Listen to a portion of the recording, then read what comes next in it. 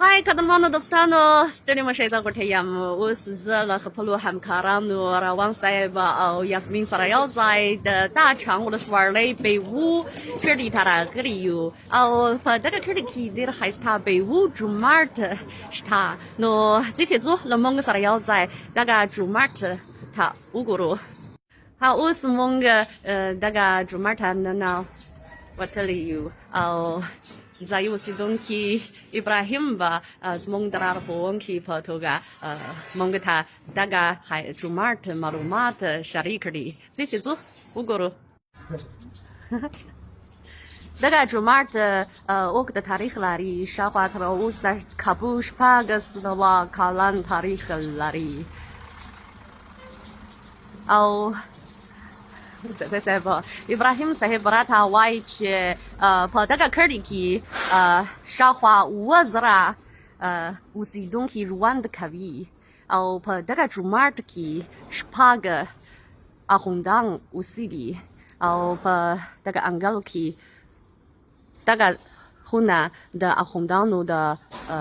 ژوند خونه ده او بلې خوا هماغه خونه د تدریسي خونه ده او اوس زمونږ پر مخ دغه ودانۍ د لمونځ لوی تالار دی او لرې ځای دوه منارې ولاړې دي اوس ځو دغه لمونځ تالار ته ولاړ شو我们进大殿看看吧په دغه جومات کې په یو وخت کابو زر تنه خلک په ګډه لمونځ کولی شي اوس د لمونځ وخت نه دی نو نور څوک نشته خو دغه لمونځ ځای عمومي مساحت شاوخوا شپږ سوه شپېته مربع متره دی معلومات شته؟ دا منبر دی منبر او دلته ملا صاحب او یا اخون کینی او خپلو مقتدیانو ته وعظ او نصیحت کوي نو دغه منبر دی او بیا دغه یو کوچنی د لمونځ تالار دی خلک دلته لمونځ ادا کوي او د دې خوا نه هلته یو بل لمونځ تالار هم شته دی مونږ وګورو هم وګورو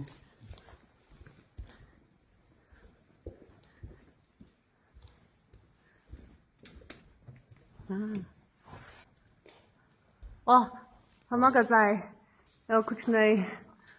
مناره شته دی او دغه مناره ښایي اوږد تاریخ لري شپږ سوه دغه جومات لومړی او عصري ودانۍ ده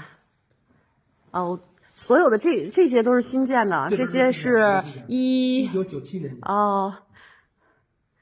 دغه ودانۍ په 1995 کال کې نه بیا تعدیل شوی عصري شپږ سوه کاله مخکې جوړ شوی بیا ترمیم شوی دی بل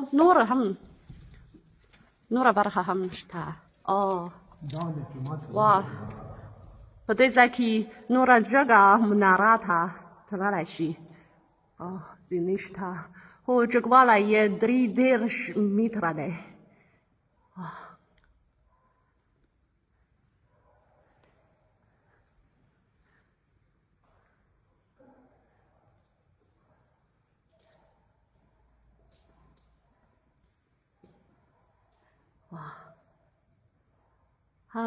څه احساس لري صاحب دلته جومات ته راغلو نو دغه له تاریخي جومات څخه مو لیدنه وکړه او ځایي اوسېدونکي ابراهیم هم راته پوره معلومات راکړل او د ده په وینا دلته د جمعې په ورځ له سلو څخه زیات مسلمانان راځي او د جمعې لمونځ کوي او په اخترونو کې بیا د خلکو شمېر له 2000 څخه هم زیات وي نو هغه په دې اړه معلومات راکړل او دغه جومات ډېر لوی دی فکر کوم هلته په د پېژندنې کې چې کومه معلومات ورکړل شوي 6000 متر مربع مساحت عمومي هو ټول او بیا دا جومات چې دی تاسو هم ورته وویل چې شباك سوا شبيتر متر مربع مساحة So, Ibrahim sahib ratawaić kad lui akhtar au kuchne akhtar pa waqt ki ba ce bande duazra khalq ham dalta pa gardal munskawi au der sam sorbawi us mong ham dalta ham kuran karim goro wow gori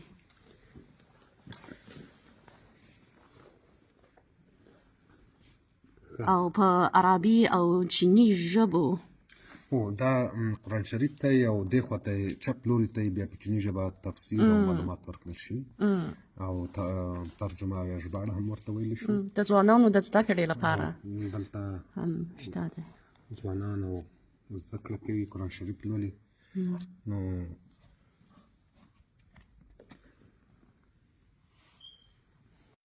اوس مونږ د ښځو لمونځ خونې ته راغلي یو ننوځو وګورو